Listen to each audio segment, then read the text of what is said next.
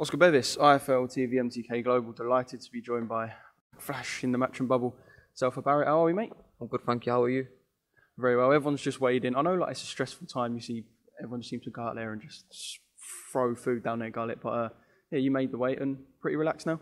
Yeah, I'm good. Been good all week, just relaxing now, getting the fluids back in my body. Taking my time, making sure my body's functioning proper with all the fluids and not just going to throw food down my body and get a stodgy stomach. Obviously, big fight for you Saturday, but I just want to take you back to fight camp quickly. I was talking to some of the Matchroom boys and they said, one thing you do know with Zelfa is he's already thrown the best shot of his career because he threw it at a fight camp. It's one of the best punches of the year. How do you look back on that performance? And I suppose it's all about momentum now because you've got good momentum coming here and you must have taken loads from fight camp. Good fight. Boxing, this is what happens in boxing. We move. We don't dwell on stuff that happened in the past. And, come tomorrow night, whatever Kiko brings, I'll answer for. Do you find it a bit strange that you've ended up facing off with Kiko Martinez? I mean, he fought Rendell Munro, his first UK appearance in 2009, and I can imagine you've seen him on the TV fighting Cole, fighting Scott.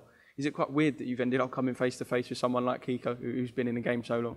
Yeah, it is weird, but when you know boxing and been around boxing, and you're around fighters that are around your weight or below you, and you're at a certain level and they've stuck at that level, you're going to meet. It's inevitable you're going to meet. So, even like with the guys in my weight category now, they'll progress, they'll get better, and I'll be a world champion, and then they might be mandatory to fight me. So, you just got to be open to who you're fighting and just be ready to fight our performance. What do you expect from Kiko? Because it'll be easy to look at, and I'm sure you'll have critics who will say, oh, Kiko's past it, and then, you've got people, perhaps with their sensible head on, saying, Kiko's been there, done it, and he's a good test for you. But what do you sort of take about the level perhaps where Kiko will be and what he can bring to you on Saturday? He's going to bring high intensity pressure, and experience. When he gets caught and whatever, he knows how to handle the shot and he knows how to try and dictate the pace and cut the ring off. So, he's got very, very, very, very a lot of experience inside him, in and out. So, you can't buy experience, but I'm an experienced fighter too. Been in the ring with good fighters. Inspired every man and his dog, so kind of know what to expect and just follow the game plan. I was going to say, I know obviously you sparred the man at the top of the card, Josh Rotten, and like you say, every man and their dog. So you have got experience, but people will just say, look, Kiko's edging the experience, whatever. But is this the perfect crossroad fight for you? Is this, if you look at a journey and how you would want to map someone out towards a world title, a fight like this is key, and this is that fight for you? Of course, he's been at the top. He's still at the top of his own game. He still has thing in his mind what he wants to do and to become. So not on my watch anyway, because it's about me tomorrow night. So yeah, I know what I've got to do, and I'm going to execute it well tomorrow.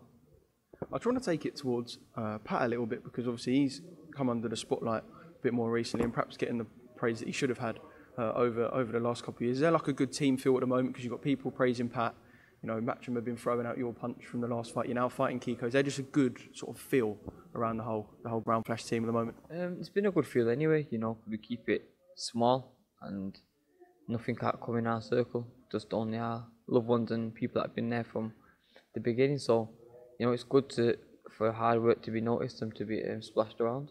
Good.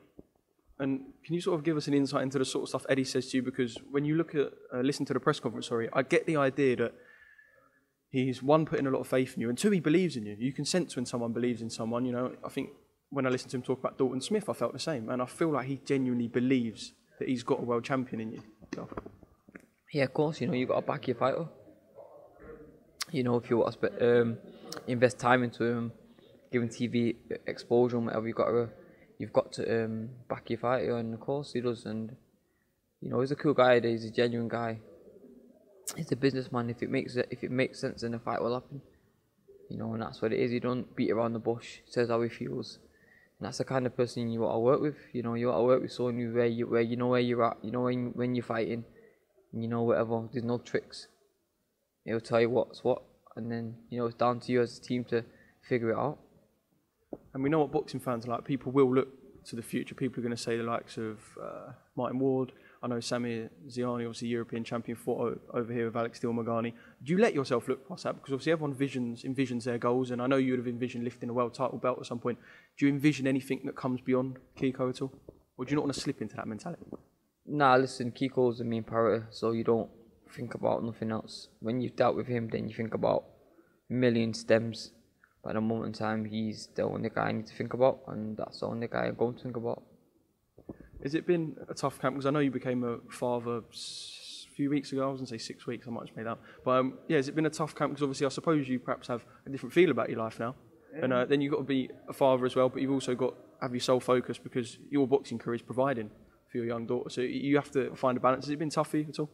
Nah, I'll be honest with you, it's not. You know, this is my job, it's my career, so I've got to do what I've got to do. I've got to stay focused, and you know, she's only like 3-4 weeks to Sunday, so just gets fed and cries and whatever. So you know, it's a good feeling, but you know, when you're focused, it's focused, and you got a big opponent in front of you.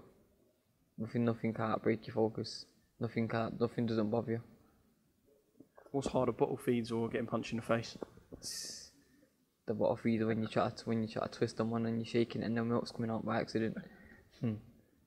Brilliant. Just finally, Zelf, fans have been looking forward to this fight. Such a good fight, and there's a few 50-50s on the card, so going to be a really good night. Just a prediction from yourself about how this goes, and obviously how you tell me you beat Kiko. Zelfa Barrett victory. You know, looking good tomorrow night. You know, he's going to keep coming.